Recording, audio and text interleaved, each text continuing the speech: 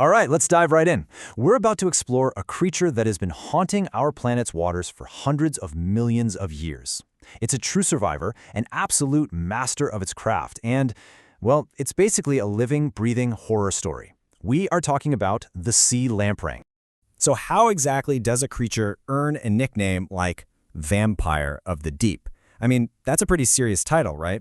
This isn't some myth or a legend we're talking about. The answer is simple and chilling. It's an ancient, blood-draining predator that literally perfected its terrifying way of life long before the dinosaurs even showed up. So for our first section, let's just get right to the point. We're going to look at the sea lamprey in its most infamous form, as the adult parasite. The underwater horror. This thing looks completely alien. It's got this slithering eel-like body, but, and this is key, it's totally jawless. Its entire adult life is pretty much dedicated to one thing, latching onto other fish to feed on their blood and fluids. And get this design is so ridiculously effective, it's been around for over 360 million years. That means it was here way, way before most dinosaurs. It is a true living fossil. Okay, but here's where the story gets really wild. This fearsome parasite doesn't start its life as some kind of monster. Actually, its origin is surprisingly humble. So let's talk about its shocking transformation. You see, the lamprey lives two completely different lives. It's a real Jekyll and Hyde of the aquatic world. For years, and I mean sometimes up to 10 years, it just exists as a harmless little larva called an amacote. It's blind, it's toothless, and it just burrows in the mud, filtering tiny bits of food from the water. Totally harmless. But then a switch flips. It transforms into that predatory adult, suddenly developing eyes, a powerful sucker mouth, and an entirely new life hunting in the open water. This whole metamorphosis, it unfolds in 4 distinct acts. It starts with that really long larval stage, just chilling in the riverbed. Then comes the radical transformation, where it completely re-engineers its body for a predatory lifestyle. After that, it migrates, leaving its freshwater nursery for the vast hunting grounds of a lake or ocean. And finally, its new parasitic life begins. So what is it that makes it such an effective parasite? I mean, you don't survive for millions and millions of years without some serious biological hardware, right? Let's take a closer look at its arsenal. Okay, this is the lamprey's primary weapon, the oral disc. Forget everything you know about jaws. This is a pure suction cup of death. It's lined with these rings of sharp horn-like teeth, all designed for one purpose, to lock onto a fish and create a seal that is just about impossible to break.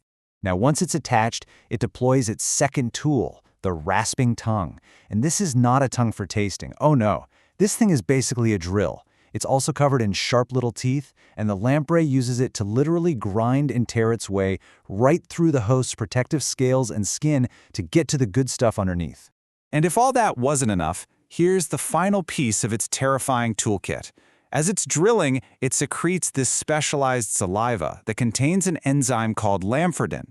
And what this does is it acts as a powerful anticoagulant. It stops the host's blood from clotting. And what that means is the wound stays open, and the lamprey gets a continuous, uninterrupted meal. It's genius, in a horrible kind of way.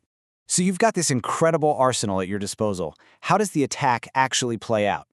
Well, this next section breaks down the hunt, step by terrifying step. It's just a brutally efficient process.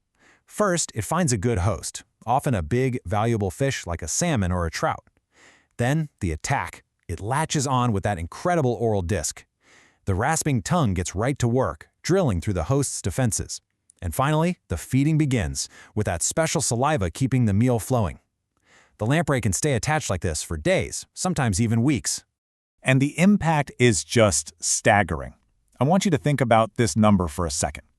In its relatively short parasitic life, just one sea lamprey can kill up to 40 pounds of fish.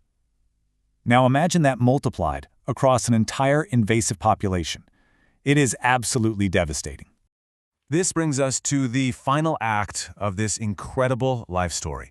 So now we're going to look at the consequences for its victims and ultimately the final fate of the lamprey itself. For a fish, an attack is often a death sentence. Yeah, some really large fish might survive, but they're left with this signature circular scar.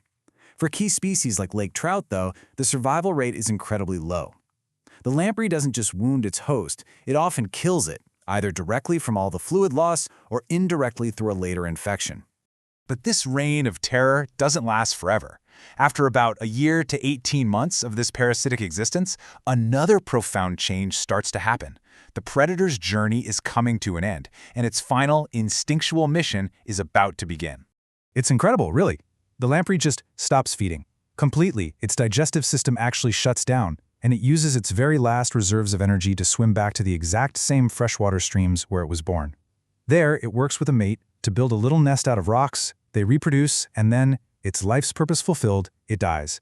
Its decomposing body even provides one final gift, nutrients back to the stream that will help nurture the next generation of those harmless, blind, filter-feeding larvae. So, what's the verdict on the sea lamprey? How should we really see this creature? Is it just an underwater nightmare, plain and simple? Or is it a breathtaking evolutionary marvel, something perfected over millions of years to play its part in the brutal but beautiful cycle of nature? Well, that's something to think about.